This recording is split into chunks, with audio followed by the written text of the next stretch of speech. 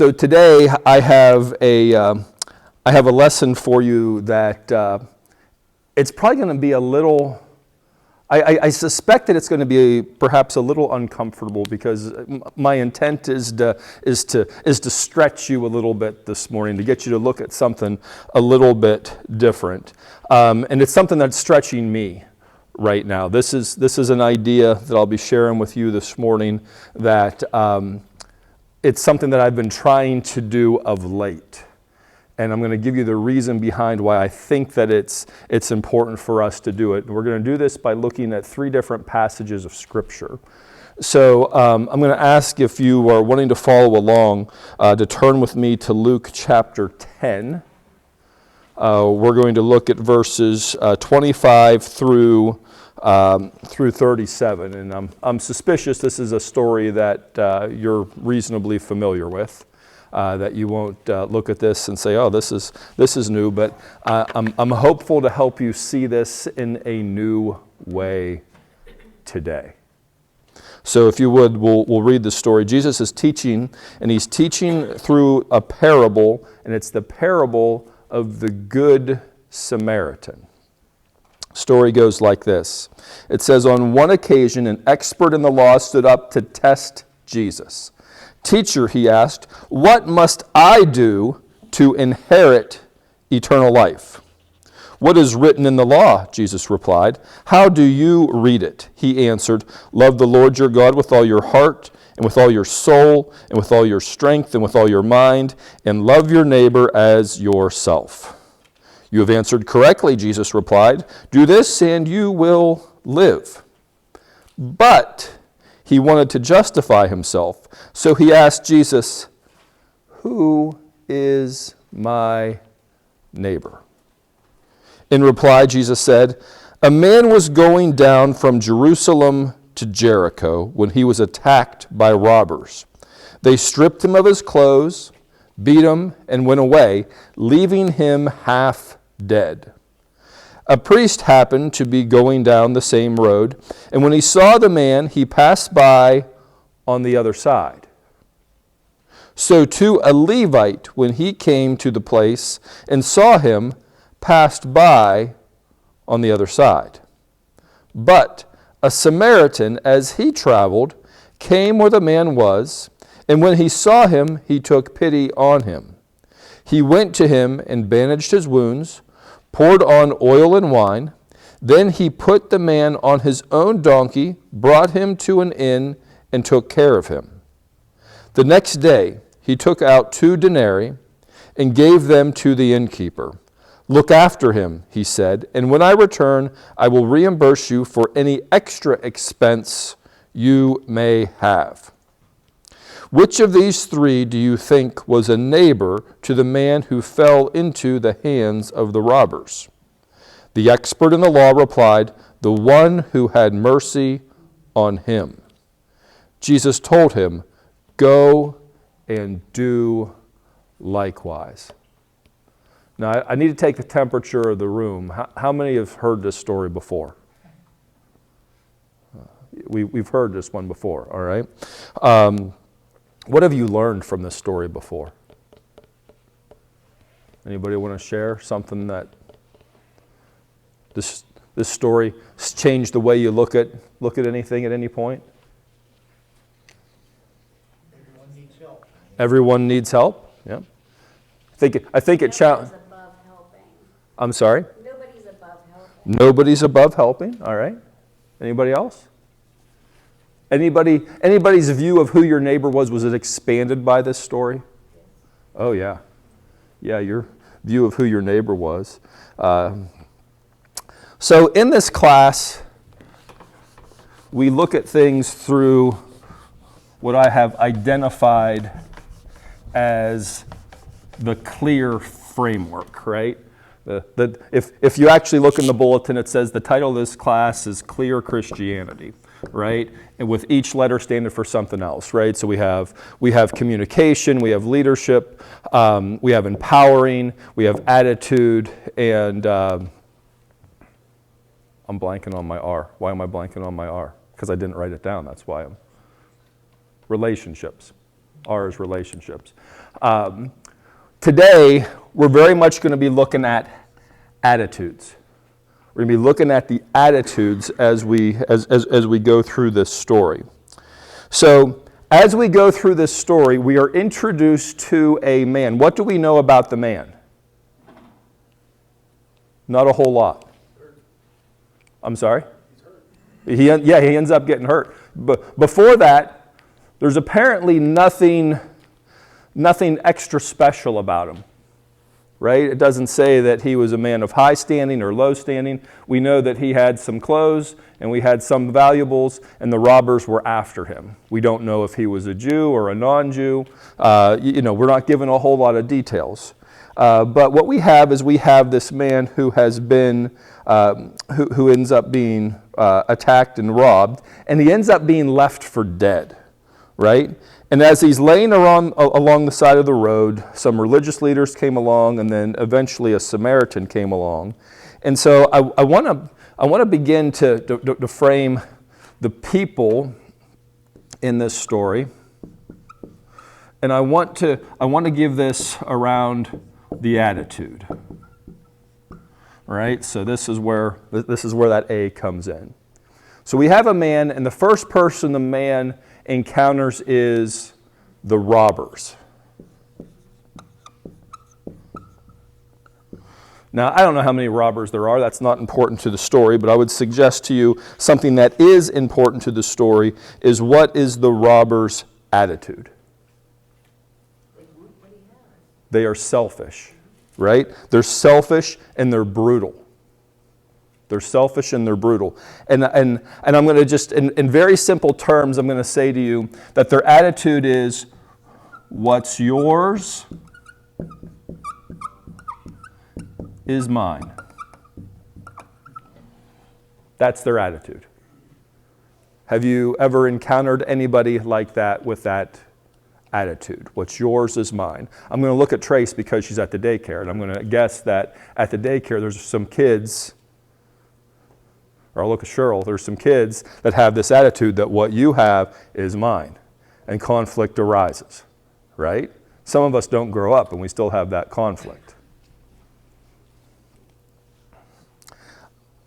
I'm going to take a pause here because I need to Well, I'm debating because last night we had this little parade run through town because the band came home, they won, and Brendan says to me, "Do I have to go to this?" And I said, "I think you should at least go to the parade."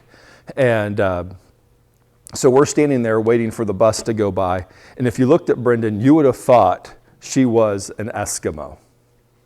She was bundled up, heavy jacket, and she had mittens on, and I think they were your mittens. Because they're the mitten, they were. Warm hands is important, right? But they were gloves, but then they had something that wrapped over the fingers. I don't think that Brendan has gloves like that. I think she stole your gloves. Brendan had the attitude yesterday, what's yours is mine. And my guess is she went home and she probably put them someplace where Trace will never find them again. So I'm telling you this right now. I want this to be on the record that if you want to find it, you got to look today because no telling what's going to happen here. So, you know, the robbers, they see the man traveling as an opportunity to take, thinking only of themselves, and they had no regard for the suffering of the traveler, right? They have this "what can I get" mindset. That's how the story starts out. But then we have another guy. We have some other folks that go by. We have the priests that go by, right? And what did the priest do? Crosses the road. Goes away, right? Now, I would suggest to you that the priest brings forth some type of attitude of indifference or self-preservation. And I would say the attitude that I would word it this way. He would say, what's yours is yours, and what's mine is mine. Can you see that from the priest? Oh, you got that going on? You keep your stuff. I'm coming over here. I got places to be. Right? Who came by after the priest? The Levite. Now, what's the relationship between Levites and priests? Anybody want to help us out here?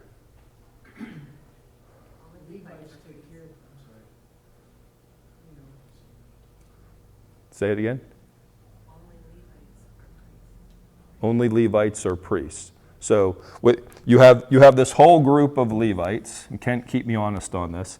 But within the Levites, there's a specific group that become priests, right? And these are the teachers of the law. It was probably a Levite who asked Jesus the question, right? Because the story starts out that an expert in the law, somebody who studies that stuff. Because they're trying to trap him, right? They're trying to get him. So he says, now this Levite comes along, and what did the Levite do? Cross the road. Did the same thing, right? And so perhaps his attitude was one of avoidance or fear. But he also said, what's yours is yours. I'm just going to duplicate that, right? He said, what's yours is yours, and what's mine is mine. And then what do we get? We get the Samaritan. And the Samaritan comes along, and what does he do? He takes care of the guy. Cleans him up, takes him, puts him someplace, says to the innkeeper, take care of this guy. Here's something to cover the expenses. If there's more expenses, I'll square up with you when I get back, but make sure this guy is taken care of. Right? He has an attitude of compassion and generosity. And he says, what's mine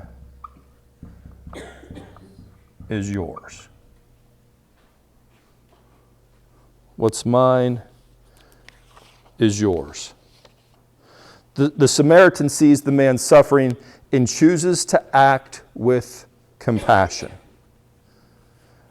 Now, the story is told in this environment because Jews and Samaritans didn't get along real well. There was some conflict. So the idea of Jesus using a Samaritan probably had much more shock value than what maybe we can appreciate here today. But he used this to illustrate this man's attitude towards his neighbor. It shows his willingness to help others. And it also revealed something else. It revealed how the Samaritan makes decisions. Now, if I don't know how I would have titled this lesson. Whenever I wrote this lesson out, the way I do these, just so you understand the level of laziness that you're dealing with here, I bring up my last lesson, and then I just do a save as. And then I change the title, and then there's certain parts of my lesson that I reuse, like, hey, talk about core values, here's the next lessons that we're looking at, and I do those different things just to try to keep the format the same. Whenever I did that today, I didn't change the title of the lesson. So, this lesson is all about decisions and actions. Decisions and actions, right? Now, I say that because what I want to do here, make sure I don't knock over all these boxes. That'd be horrendous if I did something like that, wouldn't it? We've talked before, and I've given you this model just to help you visualize, and it's the model of the stick man, right? We've looked at the stick man before, and we talk about results, right? There's the things that people do. There's the results that they get, but the results that they get come from the actions that they take. And the actions that they take come from the decisions that they make, but it's the decisions that they make that are deep down inside of them. And that's this part of the head where we keep our beliefs. We have ideas, beliefs, actions, and results. And the idea, and the concept is this, is that ideas that we entertain over and over and over and over and over and over again, they get implanted in our subconscious, and they become beliefs, and they guide what we do. Right? There are people in this church that have the idea that prayer is so important, and they pray and they pray and they pray. And you can see this as you talk with different people. You talk with different people, and you can see their attitude towards prayer. And there's some people that will say, you know what? We're going to pray right now. And it's an amazing thing to see. It's a wonderful thing to see. Because of that, you see the action that they take. They'll put their arm around you and start praying right then. Right?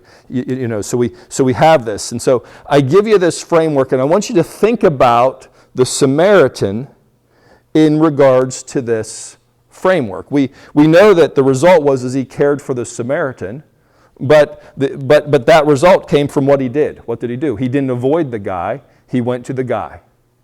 He went to the Samaritan, and he dressed his wounds, and he did those different things. Now, why would he have done that? He would have done that because of what he believed about the person that he found. He believed that about the Samaritan who was beaten and laying, or the man that was sitting along the side of the road. And at some point, he had to have the idea that this guy is my neighbor, and this guy is important. Right? This reinforces just the illustration that Jesus valued people. It wasn't a specific group of people. It wasn't tall people or short people, young people or old people. It was people, period. Right?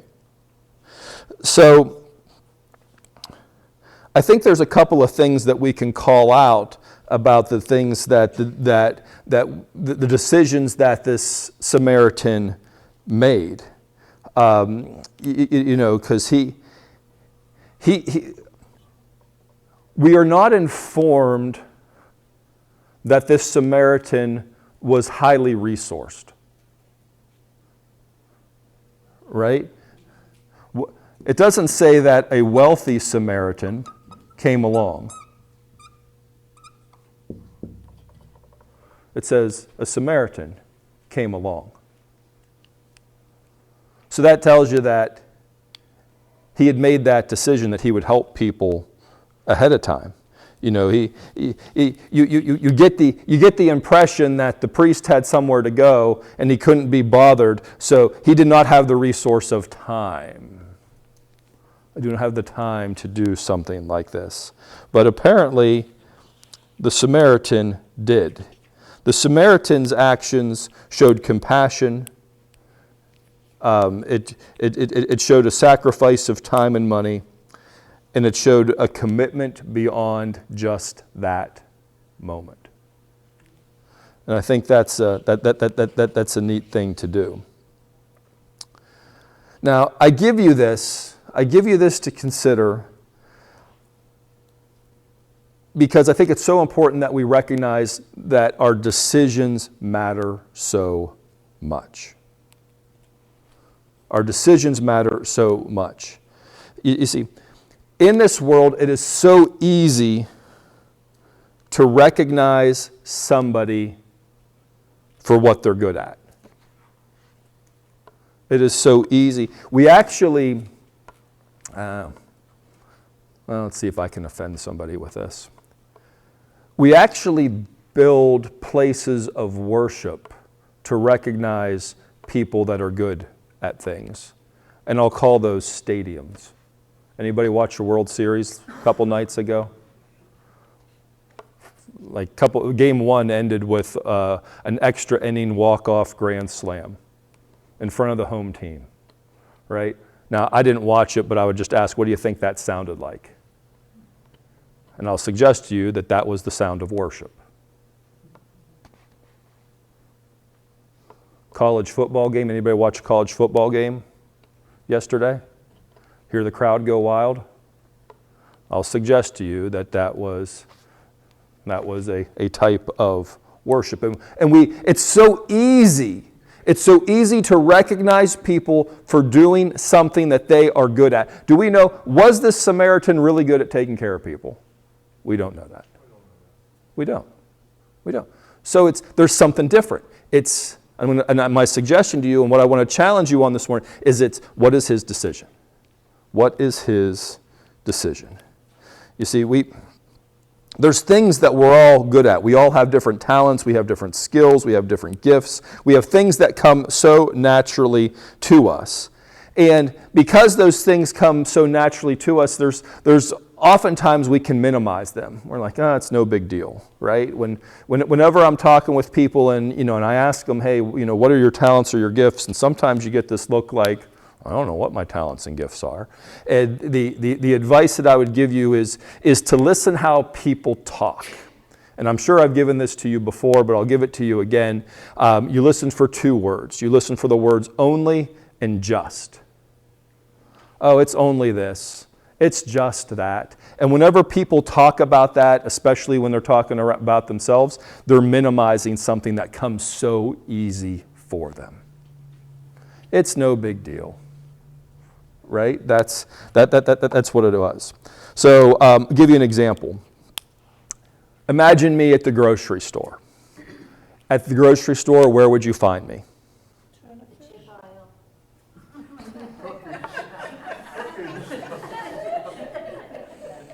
Heard you bought a lot of tuna fish at one time. Yeah. That I'll tell you that story some other time. I did buy a lot. That is true. That is true. I bought cases of tuna fish at one point.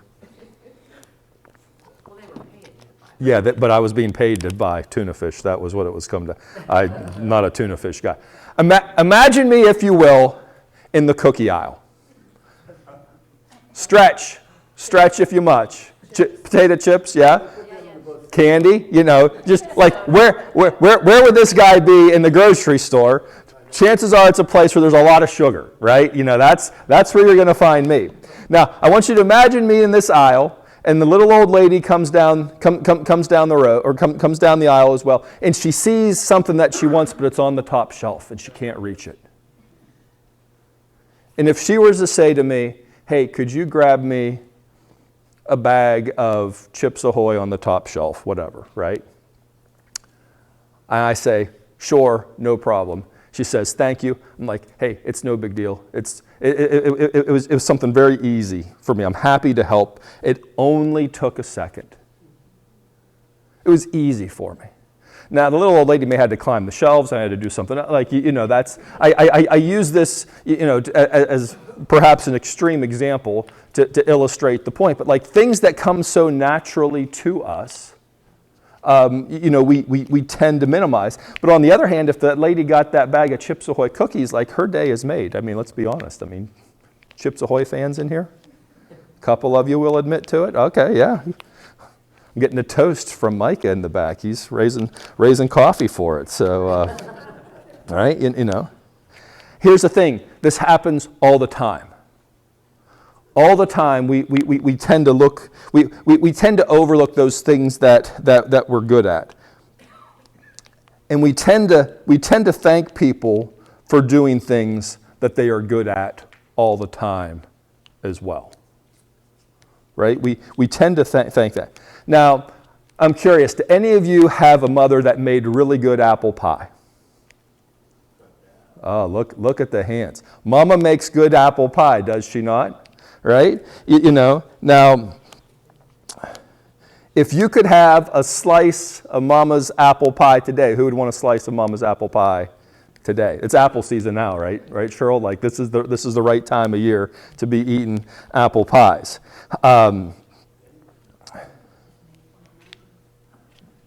You made 29, did I hear? Oh. Trace, I know what we're doing this afternoon.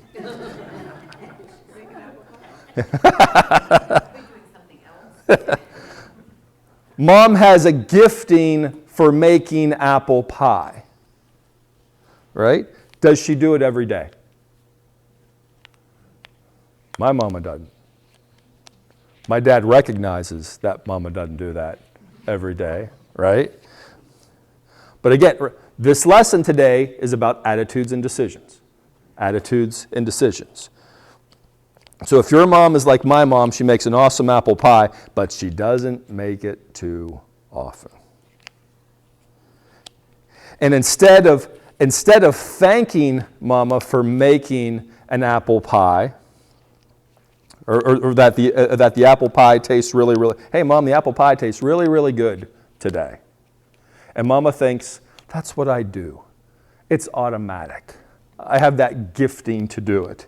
Instead, what if we thank Mom for deciding to use her talents to make apple pie? What if we recognize the decision to do the good thing? Right? Here's the challenge, and this is what I wanted to present to you this morning. I want you to think about this. What happens is that we often recognize people for their gifts. We say, "Oh, you're so good at this. You're whatever." We recognize that giftedness that people have, and whenever we do that time and time again, what happens is people can confuse the gift with the gifter, the one who gave that gift. Right? That can happen, and whenever you hear that all the time, "Oh, you're so good at whatever it is," fill in the blank, and you're all good at stuff. You're all so blessed at these things that God has given you all these gifts. And when people recognize that time and time again, what can happen? Some people, maybe not you, but I want you to understand, not everybody may be as mature as what you are. There can be that confusion about, oh, maybe I am that good. Have you ever seen that stuff go to somebody's head? Has it ever gone to your head?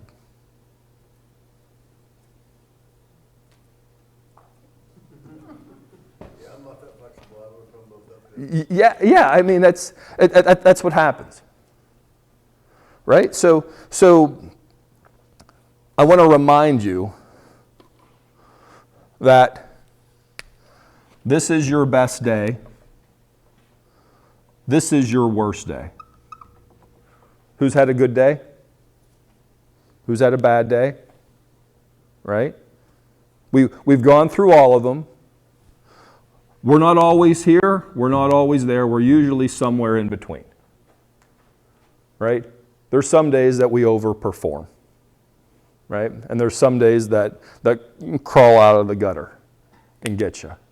Right? So there's where we got to recognize that you know where we need to have a healthy perspective of where we are and what we're looking at here. There's times we've decided to use our gifts and talents to help others.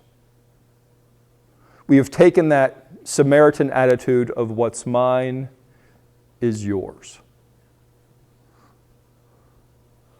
And there's times when we've decided to not help or not serve other people. And we've taken the priest or the Levite's attitude of what's yours is yours and what's mine is mine. And I hope it's not all that often, but we may even take that attitude of the robber. What's yours is mine. And take advantage of something. Now, what's the difference between all of those scenarios? The difference between all those scenarios is what's the attitude. What attitude are you going to decide to make? So today, how am I doing time-wise here? Today I want to encourage you to take inventory of the things. I want to encourage you to take inventory of the areas where you are gifted and talented. Now, maybe you haven't done that for a while, but I want to encourage you to consider doing that process. What are those things that you're really, really good at? And I want you to consider how are ways that I could take these things that I'm really, really good at, and can I apply this attitude of what's mine is yours to it? Just like the Samaritan. How can you share that special thing with somebody else? And I recognize that can sometimes be uncomfortable. Some of us, may think that it's arrogant to think about, what are the things that I'm really, really good at. But perhaps something that you could do as a step, as a warm-up, is to observe this for other people. Maybe it's a little more natural for you to be able to identify those gifts in seeing what other people are doing. And maybe what you could do is, instead of thanking and recognizing them for their talents and their gifting, perhaps you can thank them for deciding to use that talent and gifting and sharing it with you.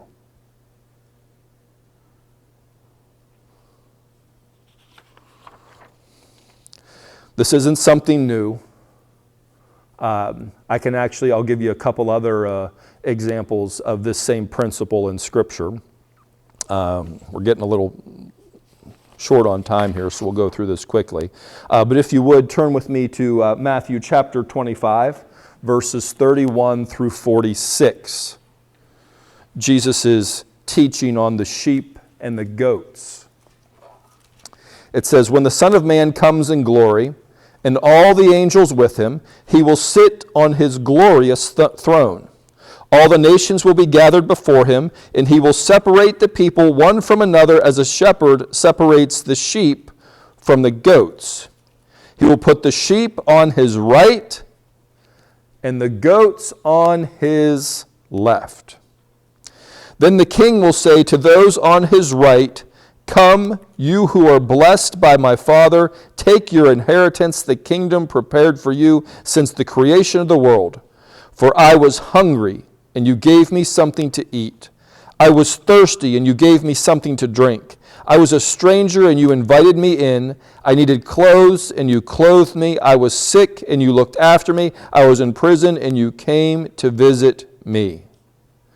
Then the righteous will answer him, 'Lord, when did we see you hungry and feed you, or thirsty and give you something to drink? When did we see you a stranger and invite you in, or needing clothes and clothe you? When did we see you sick or in prison and go to visit you?' The king will reply, 'Truly I tell you, whatever you did for one of the least of these brothers and sisters of mine, you did for me.'" And if anybody is inclined to put a note, you may want to just note when you make that decision. That's a decision, right? Then he will say to those on his left, "Depart from me, you who are cursed, into the eternal fire prepared for the devil and his angels. For I was hungry, and you gave me nothing to eat. I was thirsty, and you gave me nothing to drink. I was a stranger, and you did not invite me in. I needed clothes, and you did not clothe me. I was sick and in prison, and you did not look after me." They will also answer, "Lord, when did we see you hungry or thirsty or a stranger or needing clothes or sick or in prison and did not help you?" He will reply, "Truly I tell you, whatever you did not do for one of the least of these, you did not do for me."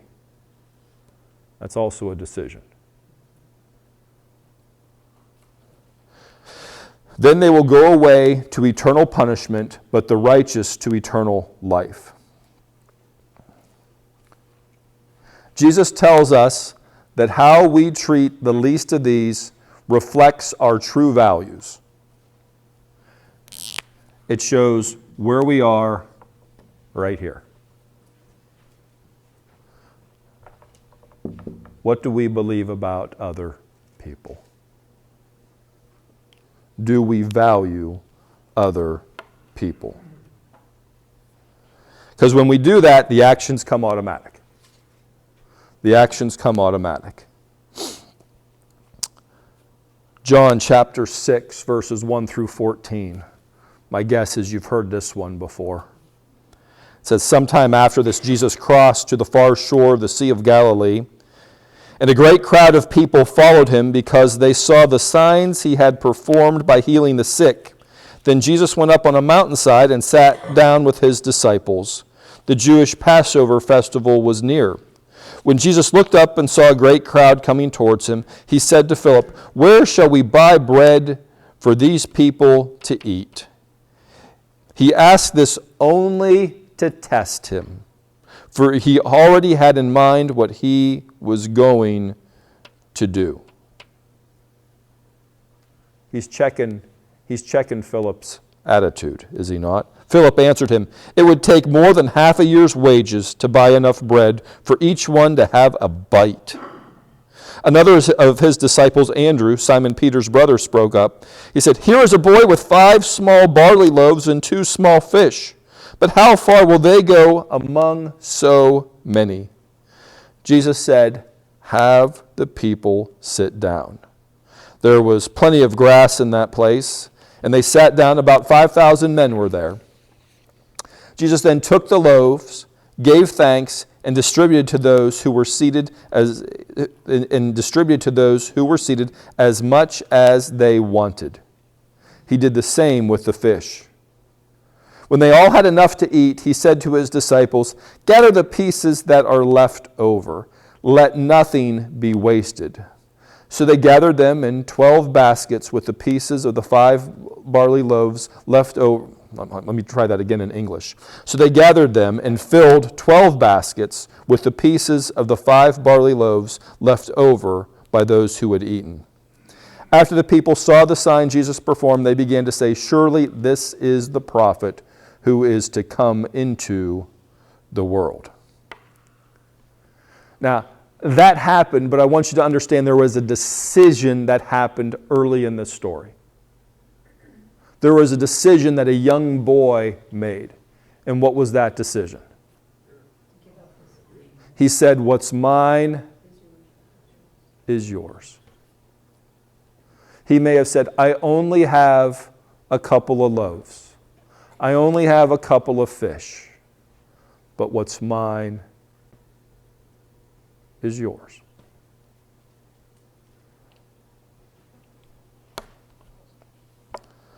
The young boy's offer, his decision and then his action, his small lunch, is so critical. Jesus' decision and then his action to use that offering to feed thousands shows us that willingness matters more than abundance.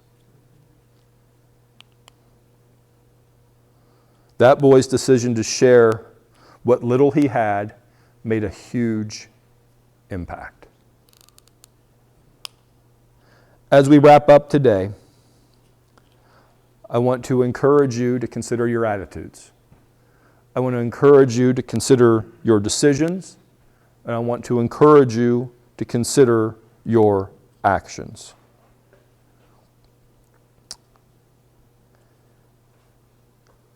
And I also want to encourage you to tune your radar for the actions and to recognize the decisions that precede those actions in other people.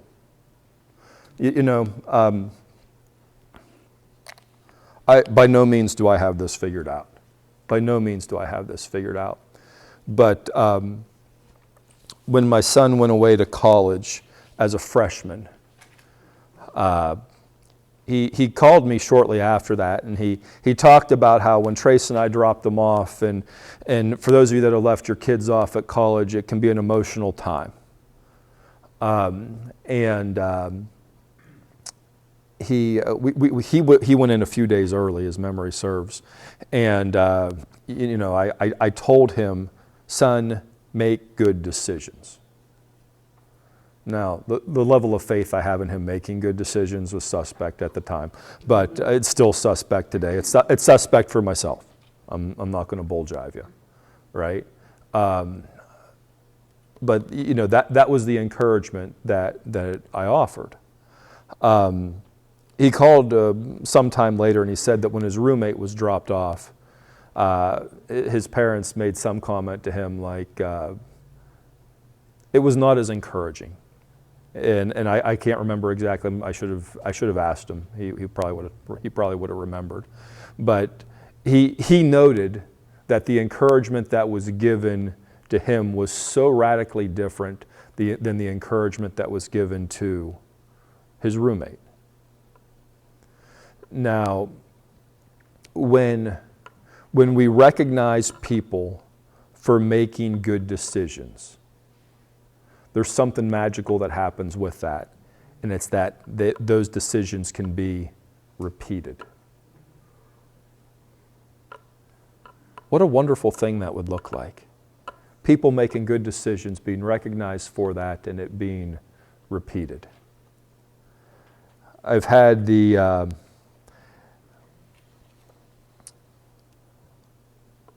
privilege to watch my daughter become involved in the worship team. And I'll have the privilege to watch the other daughter do that as well at some point. I don't know when that'll be.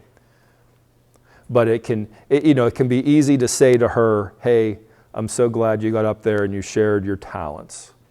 You shared your gifts with other people. But what I'm doing my best to do is to thanking her for making the decision to share her gifts so that people can be blessed. And I want to offer that to you. I don't know that I can go through and identify for each of you what those gifts are, but I do know you have them. I know you have them. I know you have those kind. I know you have those tender hearts. I know you have the eyes to see things that need to be done, the same way the Samaritan who saw the man laying along the side of the road saw things that need to be done. And I want to recognize you for those times that you make those good decisions. And I want to encourage you to make those decisions again. I don't know when it's going to be, but I would like to try to connect this to another lesson. It's not fully baked, but it's very much around how we serve. It's very much around how we serve, and I really think there's no limit to the impact that we can have on our community when we operate and we make those decisions to serve those around us. So with that, I'm going to put 3 letters on the board as I try to do each week. ACT. Based on what you have been presented here this morning, what action will you take? What change will you make? And is there something that you learned today that you can teach to somebody else for your benefit and for theirs?